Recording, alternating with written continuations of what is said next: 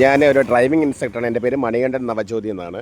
ഞാനിത് ഈ കാണുന്ന ഒരു ഓട്ടോമാറ്റിക് കാറാണ്. ഈ ഓട്ടോമാറ്റിക് കാറ് നമ്മൾ എങ്ങനെയാണ് ആദ്യം വണ്ടി സ്റ്റാർട്ടാക്കുന്നത് എന്ന രീതിയാണ് ഞാൻ ഇതിൽ കൂടെ നിങ്ങൾ പറയുന്നത്.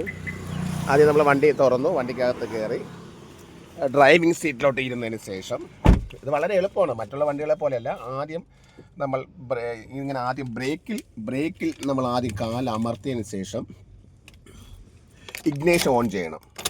ഇഗ്നേഷൻ ഓൺ ചെയ്യുമ്പോഴേ നമ്മൾ ഈ മോണിറ്ററിൽ ഓട്ടോമാറ്റിക്കലി ഇങ്ങനെ കാണിക്കും. ഇപ്പോൾ D1 കിടക്കുന്നത്, അതായത് D1 ഗിയർ എന്ന് പറയുന്നത് ഇങ്ങനെയാണ് ഇരിക്കുന്നത്.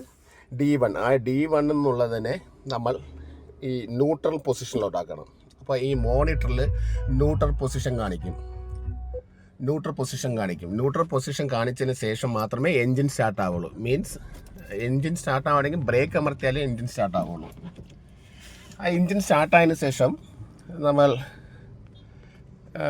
എൻജിൻ സ്റ്റാർട്ടായതിന് ശേഷം നമ്മുടെ ഈ വീണ്ടും തന്നെ ഗിയറിൽ ഇങ്ങനെയാണ് കാണുന്നത്. ഈ ലിവറിൻ്റെ ഈ പോയിൻ്റൊക്കെ കണ്ടോ, ഇത് ഈ D ഉണ്ട്, D1 പ്ലസ് മൈനസ് ഒക്കെ ഉണ്ട്. ഇപ്പം ഇത് ന്യൂട്രലാണ് കിടക്കുന്നത്. അപ്പോൾ ഈ ലിവറിൽ പിടിച്ചതിന് ശേഷം ഈ ഡിയിലോട്ട് എന്ന് വെച്ചാൽ ഇങ്ങനെ ജസ്റ്റ് ഇങ്ങനെ താത്താൽ മതി. അപ്പോൾ ഗിയർ വീണു. അപ്പോൾ ഗിയർ വീഴുമ്പോൾ ഈ മോണിറ്ററിൽ കാണിക്കുന്നത് 1 കാണിച്ചു. എന്നാൽ അതിനുശേഷം നമ്മൾ ഹാൻഡ് ബ്രേക്കൊക്കെ റിലീസ് ചെയ്തിട്ട്, ഞാൻ ബ്രേക്കിലാണ് ഇപ്പോൾ കാല് വെച്ചിരിക്കുന്നത്. ഈ ബ്രേക്കിൽ കാല് വെച്ചതിന് ശേഷം ഈ ബ്രേക്ക് റിമൂവ് ചെയ്ത ഉടൻ തന്നെ വണ്ടി ഇങ്ങനെ മൂവ് ചെയ്യും. വേറെ ഒന്നും ചെയ്യണ്ട.